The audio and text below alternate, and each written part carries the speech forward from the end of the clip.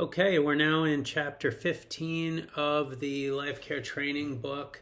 This is the section dealing with overwhelming emotions, and it corresponds to, there's just one small part of chapter 9 in the Small Life Care book on overwhelming stress, which is on page 163.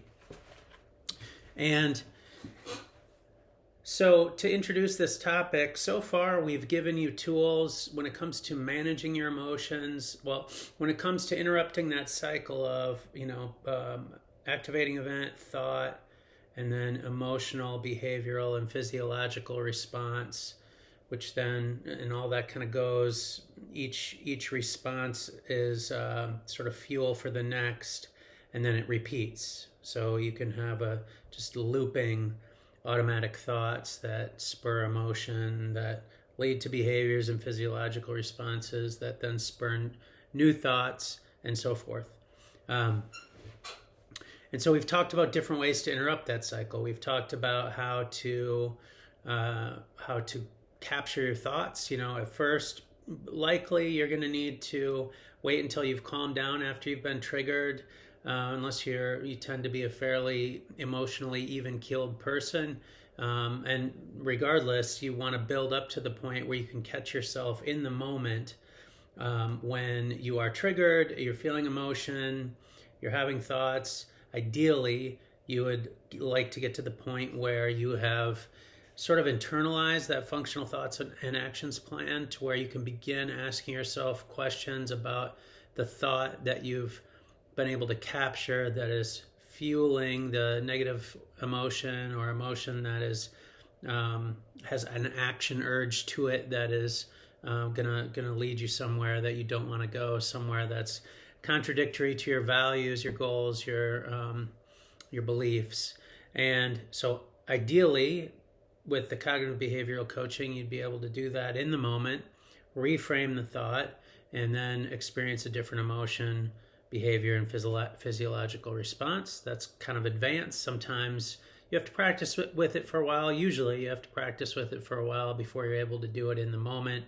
You might have to wait till you kind of calm down, and then you can reflect back on what you were thinking and try and reframe the situation so that you've got it for next time you get triggered in that same way, or next time that same dysfunctional way of thinking. Dysfunctional meaning, not trying to be shaming there, but dysfunctional meaning it's not helping you achieve your goals or live out your values. Okay, so that's cognitive behavioral coaching. We've talked about acting against strategies where your emotion is telling you to do something, but it's not good. It's either based on a lie, or it's just not helpful, and so you need to just act your way out of the emotion. You don't have the bandwidth for whatever reason to think your way out of the emotion. So you're not going to ask yourself all those questions to reframe your thinking.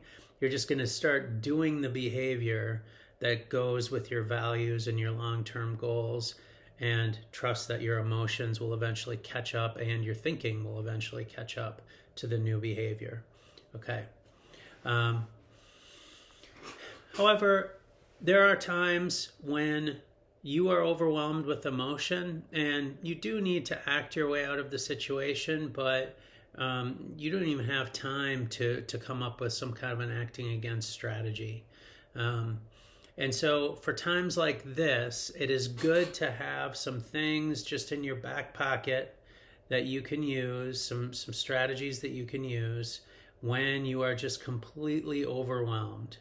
Okay, and because even the acting against strategies, it takes a little bit of thinking to decide, is this emotion telling me to do something that fits my value? Does it fit the situation, first of all? And if it does fit the situation, is it going to help me move towards my values and my long-term goals, live out my beliefs, etc.? So that requires a little bit of cognitive work. You're not reframing your thoughts. You're not having to capture your thought, but you are having to check the behavior to see, does this fit with where I want to go or not?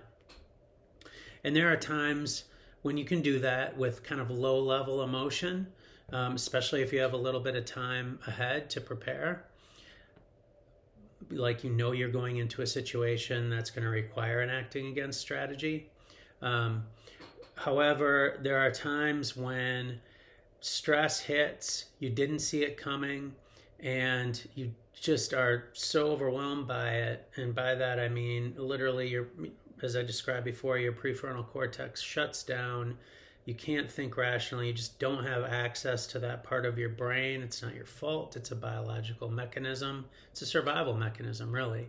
And the fight, flight, freeze, or fawn kicks in, and you can't really think. And so in situations like that, it's helpful to just know, whoa, I'm triggered, and to have a go-to strategy that is going to give you some space from the situation and help you calm down. Doesn't matter what the emotion is, whether it's fear or disgust or love or anger or whatever, doesn't matter.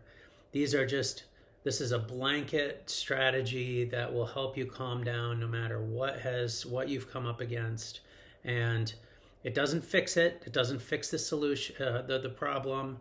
It only gives you time and space so that your prefrontal cortex can come back online.